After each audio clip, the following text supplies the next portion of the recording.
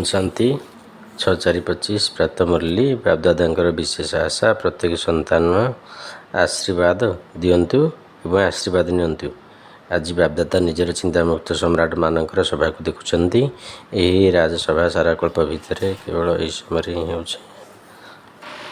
तुम मैंने सेतिकी निशारे रोथुवा कारण चिंतामुक्त सम्राट सकाळु उठिबा ठारू चालिबारे बुलिबारे कर्म करिबारे एवं शोइबारे मध्य निश्चित शोउछ। एभଳି अनुभव करुछ ना कौन चिंतामुक्त अट तो हो सारिछ ना एबे होउछ हो जाइछ ना निश्चित मध्य अटे एवं सम्राट मध्य अटे स्वराज्य अधिकारी अर्थात ये सर्वकर्मेन्द्रिय उपर निज राज्य करुवा चिंतामुक्त सम्राट अट। तेणु स्वराज्य अधिकारी अट तुम मानकर यही सभा अटे। एवं कहार कौन चिंता अच्छी कि चिंता कहीं निजक सब चिंता बाबा को दे देछ। तेणु बोझ ओह्लाई जाइए चिंता समाप्त है। चिंतामुक्त सम्राट हो अमूल्य जीवन अनुभव करुछ। समस्त मस्तक पवित्रतार आलोकर मुकुट आपे आपे जमुगुच्छी। तेज चिंतामुक्त आत्मा मान आलोकर मुकुट देखा जाऊँगी। जदि कौन चिंता कर बाबा कौन बोझ निज उपर उठाई नौ तेज जान तुम मुंड उपरको कौन आसी जाऊँगी बोझर टोकई आसी जाऊँगी। भी चिंता कर मुकुट एवं बोझर टोकई को सम्मुख को आण कौन भल लगुच टोकई भल लगुच ना आलोकर मुकुट भल लगुच टीचर मैंने कह कौन भल लगुच मुकुट भल लगुच ना। तेणु समस्त कम्युनिटी मान राज्य कर सम्राट अट पवित्रता ही तुमको आलोक मुकुटधारी कर से तुम मान स्मारक जड़ चित्र मानकर मुकुट दुईटी मुकुट देखा। द्वापर जुग ठार राजा तो अनेक होती सम्राट मध्य बहुत होती किंतु दुई मुकुट थारे कहीं भी होना। चिंतामुक्त सम्राट एवं स्वराज्य अधिकारी मध्य कहीं होना कहीं पवित्रतार शक्ति ही माया जीति कर्मेन्द्रिय जीति विजयी कर दे थाए। तेज चिंतामुक्त सम्राट लक्षण है सर्वदा निजे मध्य सन्तुष्ट रोथे अन्य सन्तुष्ट करुवे।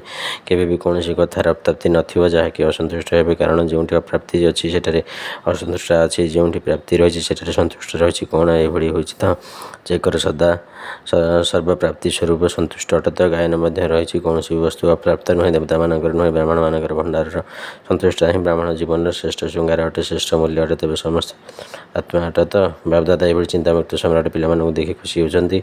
बाबा मोर चिंतामुक्त सम्राट बा समस्त बाबा अट ना। तेज जो मैंने चिंतामुक्त अट से मैंने हाथ उठा कौन निश्चित अट ना अट तो कौन चिंता आसुना तो तेज तो आसुव ना केवे भी आसुना।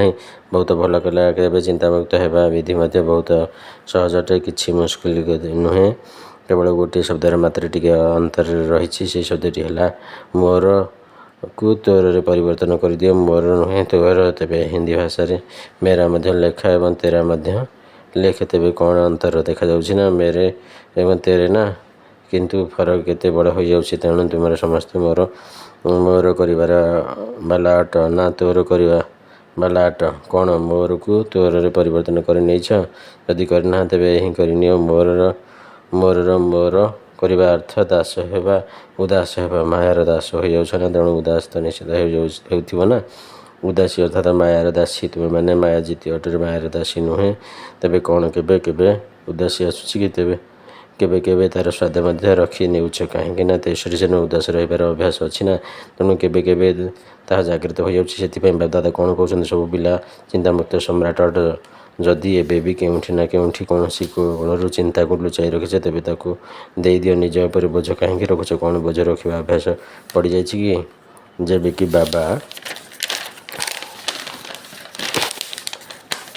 कहते सब बोझ मत दे दियो तुम हालुका हो जाओ डबल लाइट हो दियो तेज डबल लाइट होगा भल ना बोझ उठाइबा भल। तेणु भल भाव चेक कर अमृत बेलार जिते उठुछ से चेक करवा विशेषकर वर्तमान समय सब कनेक्शन अर्थात अवचेतन मन पर कौन बोझ ना तो सबकनसीयस रहा तो दूर कथा स्वप्न कौन बोझर अनुभव होगा उचित नुहे। तुम मान तो डबल लाइट स्थिति पसंद अटना। तेणु विशेष भाव में तुम मानक ये पाठ दि जाऊँगी जहाँ अमृत बेलार चेक करवा तो जना अच्छी ना किंतु चेक करने सहित चेंज अर्थात परिवर्तन करवा मोर को तोर परिवर्तन करदेव मोर को तोर। तेणु चेक कर एवं चेंज कर कहीं बाप दादा बारंबार शुणा समय कह निजक देख समय गति को देख निजर गति को देख पुणी यही कह ना जे मत तो जना ना मत ए तीव्र बेगर चलीगला केतबेले पिला भावुंट एवं जदि टिके ढिला पुरुषार्थ चलुचे तेज अंत समय तीव्र कर नब किंतु बहुत कालर अभ्यास ही अंत समय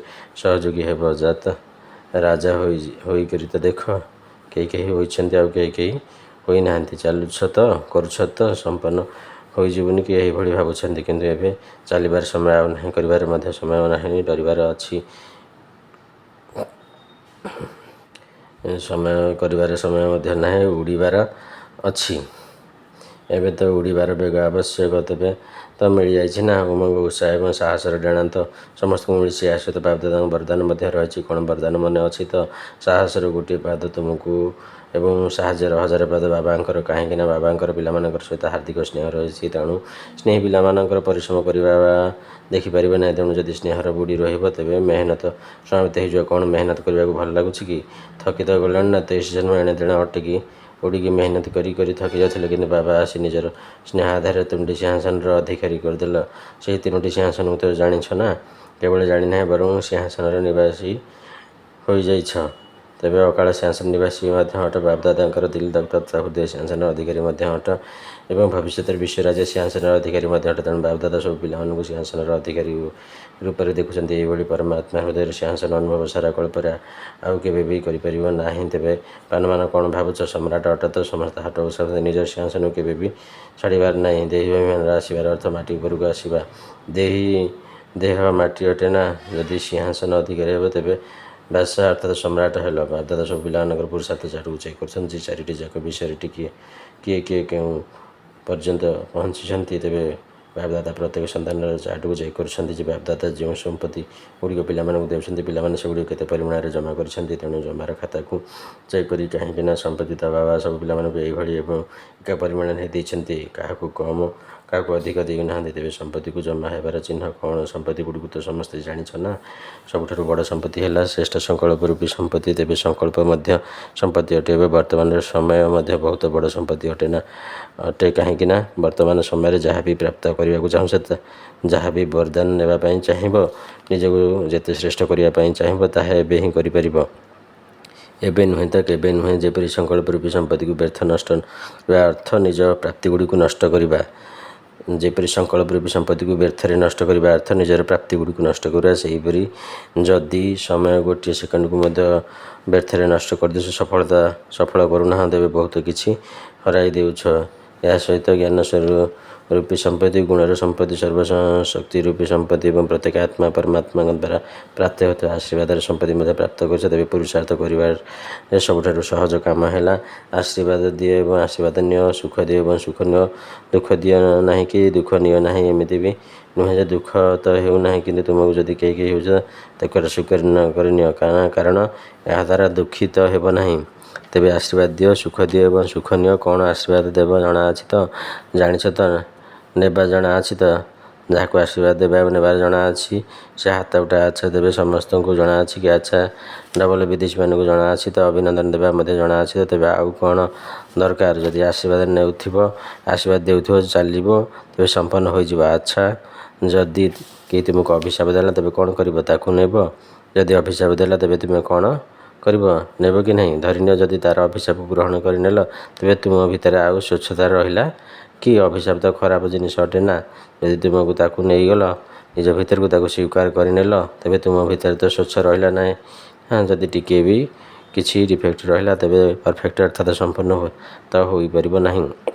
ଯଦି କେହି ତୁମକୁ ଖରାପ ଜିନିଷ ଦେବେ, ତେବେ କ'ଣ ତୁମେ ତାକୁ ନେବ କି? ଯଦି କୌଣସି ବହୁତ ସୁନ୍ଦର ଫଳ ହୋଇଥିବ କିନ୍ତୁ ତାହା ଖରାପ ହୋଇଥିବ, ତେବେ କ'ଣ ତୁମେ ତାକୁ ନେବ? ଫଳ ତ ବଢ଼ିଆ ଅଟେ, କିନ୍ତୁ ନେବ କି? ନେବ ନାହିଁ ନା। କହିବ ଆଚ୍ଛା, ଭଲ ଜିନିଷଟା ଯଦି ହେଉଛି ତେବେ ନେବା। ସେହିପରି ଯଦି କେହି ତୁମକୁ ଅଭିଶାପ ଦେଉଛି, ତେବେ ତୁମେ ତାକୁ ମନ ଭିତରେ ଆଦୌ ଧାରଣ କର ନାହିଁ। ଯଦି ବି ବୁଝିପାରୁଛ ଏହା ଅଭିଶାପ ଅଟେ, ତେବେ ତାକୁ ତା ଭିତରେ ଧାରଣ କର ନାହିଁ, ନଚେତ୍ ପରେ ଡିଫେକ୍ଟ ହୋଇଯିବ ଅର୍ଥାତ୍ ଅସୁବିଧା ହୋଇଯିବ। ତେବେ ଏହି ବର୍ଷକୁ ଶେଷ ହେବା ପାଇଁ ଆଉ ଅଳ୍ପ ଦିନ ବାକି ଅଛି। ତେଣୁ ନିଜର ଅନ୍ତର ଭିତରେ ଦୃଢ଼ ସଂକଳ୍ପ କର। ଏବେ ବି ଯଦି କାହାର ବଦୁଆ ଅର୍ଥାତ୍ ଅଭିଶାପକୁ ମନ ଭିତରେ ରଖିଛ, ତେବେ ତାକୁ ବାହାର କରିଦିଅ ଏବଂ କାଲିଠାରୁ ସମସ୍ତଙ୍କୁ ଦୁଆ ଅର୍ଥାତ୍ ଆଶୀର୍ବାଦ ଦିଅ ଏବଂ ଆଶୀର୍ବାଦ ନିଅ। କ'ଣ ମଞ୍ଜୁର ଅଟେ ତ? ପସନ୍ଦ ଅଟେ ତ? ପସନ୍ଦ ଅଟେ ନା କରିବାକୁ ହିଁ ପଡ଼ିବ। ପସନ୍ଦ ଅଟେ, କିନ୍ତୁ ଯେଉଁମାନେ ଭାବୁଛନ୍ତି ଯାହା ବି ହୋଇଯାଉ କରିବାକୁ ହିଁ ପଡ଼ିବ, ସେମାନେ ହାତ ଉଠା। କରିବାକୁ ହିଁ ପଡ଼ିବ। ତେବେ ଯେଉଁ ସବୁ ସ୍ନେହୀ ସହଯୋଗୀମାନେ ଆଜି ଆସିଛନ୍ତି ସେମାନେ ହାତ ଉଠା। ବାପଦାଦା ସେମାନଙ୍କୁ ଅଭିନନ୍ଦନ ଦେଉଛନ୍ତି, କାହିଁକିନା ତୁମମାନେ ସହଯୋଗୀ ମଧ୍ୟ ଅଟ ନା ସ୍ନେହୀ ମଧ୍ୟ ଅଟ। କିନ୍ତୁ ଆଜିକାଲି ଆଉ ଗୋଟିଏ ପାଦ ଉଠାଇ ବାବାଙ୍କ ଘରକୁ ବା ନିଜ ଘରକୁ ଆସିଛ ସେଥିପାଇଁ ଅଭିନନ୍ଦନ। ଆଚ୍ଛା, ଯେଉଁମାନେ ବି ସ୍ନେହୀ ସହଯୋଗୀ ହୋଇ ଆସିଛନ୍ତି କ'ଣ ସେମାନେ ମଧ୍ୟ ଭାବୁଛନ୍ତି ତ ଆଶୀର୍ବାଦ ଦେବୁ ଏବଂ ଆଶୀର୍ବାଦ ନେବୁ? ଭାବୁଛ ତ? ସାହସ ରଖୁଛ ତ? ଯେଉଁମାନେ ବି ସାହସ ରଖିବ ତାକୁ ସାହାଯ୍ୟ ନିଶ୍ଚିତ ମିଳିବ। ତେଣୁ ଲମ୍ବା ହାତ ଉଠାଅ।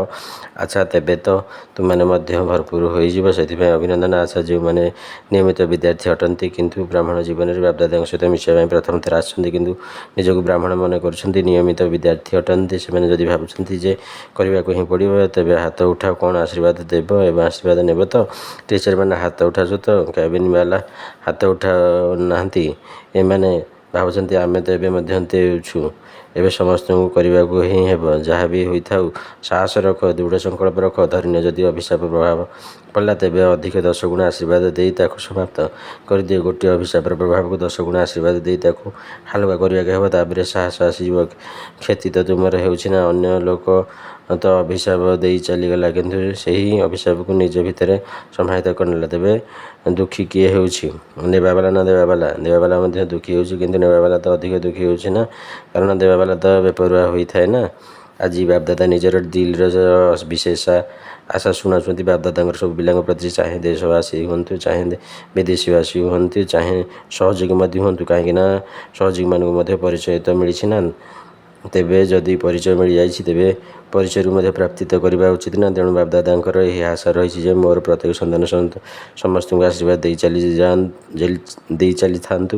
ତେଣୁ ଆଶୀର୍ବାଦର ଭଣ୍ଡାର ଯେତେ ଜମା କରିପାରିବ କରିଚାଲ। କାହିଁକି ନା ଏହି ସମୟରେ ଯେତେ ଆଶୀର୍ବାଦ ଜମା କରିବ ବା ଏକାଠି କରିବ ସେହି ଅନୁସାରେ ସେତେବେଳେ ତୁମମାନେ ପୂଜ୍ୟ ହେବ, ସେତେବେଳେ ଭକ୍ତ ଆତ୍ମାମାନଙ୍କୁ ଆଶୀର୍ବାଦ ଦେଇପାରିବ। ତେଣୁ କେବଳ ଏବେ ତୁମମାନଙ୍କୁ ଆଶୀର୍ବାଦ ଦେବାର ନାହିଁ, ଦ୍ୱାପର ଯୁଗରୁ ମଧ୍ୟ ଭକ୍ତ ଆତ୍ମାମାନଙ୍କୁ ଆଶୀର୍ବାଦ ଦେବାକୁ ପଡ଼ିବ। ତେଣୁ ସେତିକି ଆଶୀର୍ବାଦ ଷ୍ଟକ୍ ଜମା କରିବାକୁ ହେବ। ରାଜା ସନ୍ତାନ ଅଟ ନା? ବାପଦାଦା ତ ପ୍ରତ୍ୟେକ ସନ୍ତାନକୁ ରାଜା ସନ୍ତାନ ରୂପେ ଦେଖୁଛନ୍ତି, କମ୍ ନୁହେଁ। ଆଚ୍ଛା, ତେବେ ବାପଦାଦାଙ୍କର ଆଶାକୁ ସମସ୍ତେ ଧ୍ୟାନ ଦେଇ ଶୁଣିଲ ତ? ଯେଉଁମାନେ ଏହା ଉପରେ ଗୁରୁତ୍ୱ ଦେଲେ ସେମାନେ ହାତ ଉଠାଅ। ଆଚ୍ଛା, ବାପଦାଦା 6 ମାସର ପାଠପଢ଼ା ମଧ୍ୟ ଦେଇଛନ୍ତି, କ'ଣ ତାହା ମନେ ଅଛି ତ? ଟିଚରମାନଙ୍କୁ ମନେ ଅଛି ତ? କିନ୍ତୁ ଏ ଦୃଢ଼ ସଂକଳ୍ପ ଫଳାଫଳକୁ 1 ମାସ ମଧ୍ୟରେ ହିଁ ଦେଖିବାକୁ। କାହିଁକି ନା ନୂତନ ବର୍ଷରେ ଶୀଘ୍ର ଆରମ୍ଭ ହୋଇଯାଉଛି ନା। ତେବେ ସେଇ 6 ମାସର ପାଠ ଅଲଗା, ଏହି ଦୃଢ଼ ସଂକଳ୍ପର ଫଳାଫଳକୁ ମଧ୍ୟ 1 ମାସରେ ଦେଖାଯିବ। ଠିକ୍ ଅଛି ନା? କ'ଣ କହୁଛ ଟିଚରମାନେ? 1 ମାସ ଠିକ୍ ଅଛି ହେବ ନା? ପାଣ୍ଡୁମାନେ ଠିକ୍ ଅଛି ତ? ଆଚ୍ଛା, ଯେଉଁମାନେ ପ୍ରଥମ ଥର ପାଇଁ ମଧୁବନରେ ପହଞ୍ଚିଛନ୍ତି ସେମାନେ ହାତ ଉଠାଅ। ବହୁତ ଭଲ କଥା। ଦେଖ, ବାପଦାଦାଙ୍କୁ ସର୍ବଦା ନୂଆ ନୂଆ ପିଲାମାନେ ବହୁତ ପ୍ରିୟ ଲାଗିଥାନ୍ତି କିନ୍ତୁ ନୂଆ ନୂଆ ପିଲାମାନେ ମଧ୍ୟ ବୃକ୍ଷରେ ନୂଆ ପତ୍ର ସଦୃଶ ଅଟନ୍ତି, ଯାହାକି ପକ୍ଷୀମାନଙ୍କୁ ମଧ୍ୟ ବହୁତ ପ୍ରିୟ ହୋଇଥାଏ। ସେହିପରି ନୂଆ ପିଲାମାନଙ୍କର ମଧ୍ୟ ମାୟାକୁ ବହୁତ ପ୍ରିୟ ଲାଗିଥାନ୍ତି। ସେଥିପାଇଁ ସବୁ ନୂଆ ପିଲାମାନେ ପ୍ରତିଦିନ ନିଜର ନବୀନତାକୁ ଚେକ୍ କରୁଥିବା। ଆଜି ଦିନରେ ମୁଁ ନିଜ ଭିତରେ କ'ଣ ନବୀନତା ଆଣିଛି, ଯେ କେଉଁ ବିଶେଷ ଗୁଣ ବା ବିଶେଷ ଶକ୍ତିକୁ ନିଜ ଭିତରେ ଧାରଣ କରିଛି। ଯଦି ଏହିଭଳି ଚେକ୍ କରି ଚାଲିଥିବ ଏବଂ ନିଜକୁ ପରିପକ୍ୱ କରି ଚାଲିଥିବ ତେବେ ସୁରକ୍ଷିତ ରହିପାରିବ। ଆମେ ରହିପାରିବା, ତେବେ ଆମକୁ ରହିବାକୁ ହିଁ ହେବ ବା ଆମର ପଦ ପାଇବାକୁ ହିଁ ହେବ। ଆଚ୍ଛା, ଚାରିଆଡ଼େ ଚିନ୍ତାମୁକ୍ତ ସମ୍ରାଟମାନଙ୍କୁ ସର୍ବଦା ଆତ୍ମିକ ନିଶାରେ ରହୁଥିବା ଶ୍ରେଷ୍ଠ ଆତ୍ମାମାନଙ୍କୁ ସର୍ବଦା ନିଜର ପ୍ରାପ୍ତ ହୋଇଥିବା ସମ୍ପତ୍ତିକୁ ଜମା ଖାତାରେ ବୃଦ୍ଧି କରି ଚାଲିଥିବା ତୀବ୍ର ପୁରୁଷାର୍ଥୀ ଆତ୍ମାମାନଙ୍କୁ ସର୍ବଦା ଗୋଟିଏ ସମୟରେ 3 ପ୍ରକାରରେ ସେବା କରୁଥିବା ଶ୍ରେଷ୍ଠ ସେବାଧାରୀ ପିଲାମାନଙ୍କୁ ବାପଦାଦାଙ୍କର ସ୍ନେହ ସମ୍ପନ୍ନ ଶୁଭେଚ୍ଛା। ପଦ୍ମଗୁଣା ଶୁଭେଚ୍ଛା ଏବଂ ନମସ୍ତେ। ବରଦାନ ସର୍ବଶକ୍ତିଗୁଡ଼ିକୁ ଆଦେଶ ମୁତାବକ ନିଜର ସହଯୋଗୀ କରୁଥିବା ପ୍ରକୃତିଚିତ୍ତୀ ଆତ୍ମା ହୁଅ। ବିସ୍ତାର ସବୁଠାରୁ ବଡ଼ ଦାସୀ ପ୍ରକୃତି ଅଟେ। ଯେଉଁ ପିଲାମାନେ ପ୍ରକୃତିଚିତ୍ତୀ ହେବାର ବରଦାନ ପ୍ରାପ୍ତ କରିନିଅନ୍ତି ସେମାନେ ଆଦେଶ ମୁତାବକ ସର୍ବଶକ୍ତିଗୁଡ଼ିକ ଏବଂ ପ୍ରକୃତି ରୂପୀ ଦାସୀ କାର୍ଯ୍ୟ କରିଥାନ୍ତି, ଅର୍ଥାତ୍ ଯଥା ସମୟରେ ସହଯୋଗ ଦେଇଥାନ୍ତି। କିନ୍ତୁ ପ୍ରକୃତିଚିତ୍ତୀ ହେବା ପରିବର୍ତ୍ତେ ଯଦି ଅବହେଳାପଣିଆର ନିଦରେ ବା ଅଳ୍ପ କାଳର ପ୍ରାପ୍ତିର ନିଶାରେ ବା ବ୍ୟର୍ଥ ସଂକଳ୍ପର ନାଶ କରିବାରେ ସମସ୍ତ ହୋଇ ନିଜକୁ ସମୟକୁ ନଷ୍ଟ କରୁଛ ତେବେ ଶକ୍ତିଗୁଡ଼ିକ ତୁମର ଆଦେଶ ଅନୁସାରେ କାର୍ଯ୍ୟ କରିପାରିବ ନାହିଁ। ସେଥିପାଇଁ ଚେକ୍ କର ଯେ ପ୍ରଥମେ ମୁଖ୍ୟ ସଂକଳ୍ପ ଶକ୍ତି, ନିର୍ଣ୍ଣୟ ଶକ୍ତି ଏବଂ ସଂସ୍କାର ରୂପୀ ଶକ୍ତି ଏହି 3ଟି ଯାକ ମୋର ଆଦେଶରେ ଚାଲୁଛି ତ? ସ୍ଲୋଗାନ: ଯଦି ବାପଦାଦାଙ୍କର ଗୁଣଗାନ କରି ଚାଲିବ ତେବେ ନିଜ ମଧ୍ୟ ଗୁଣମୂର୍ତ ହୋଇଯିବ। ଅବ୍ୟକ୍ତ ଇସାରା: କମ୍ବାଇନ୍ଡ ରୂପର ସ୍ମୃତି ଦ୍ୱାରା ସଦା ବିଜୟୀ ହୁଅ। କମ୍ବାଇନ୍ଡ ରୂପର ସେବା ବିନା ସଫଳତା ମିଳିବା ଅସମ୍ଭବ। ଏମିତି ନୁହେଁ ଯେ ସେବା କରିବାକୁ ଯିବ ଏବଂ ଫେରିଆସି କହିବ ମାୟା ଆସିଗଲା, ମୁଡ୍ ଅଫ୍ ହୋଇଗଲା, ସ୍ଥିତି ବିଗିଡ଼ିଗଲା। ସେଥିପାଇଁ ବିଶେଷ ଧ୍ୟାନ ଦିଅ ଯେ ସେବାରେ ସଫଳତା ପାଇବା ବା ସେବାରେ ବୃଦ୍ଧି କରିବାର ସାଧନ ହେଲା ସ୍ୱ ଅର୍ଥାତ୍ ନିଜର ସେବା ସହିତ ସମସ୍ତଙ୍କର ସେବା ଏକାଠି ହେବା ଦରକାର। ଓମ୍ ଶାନ୍ତି।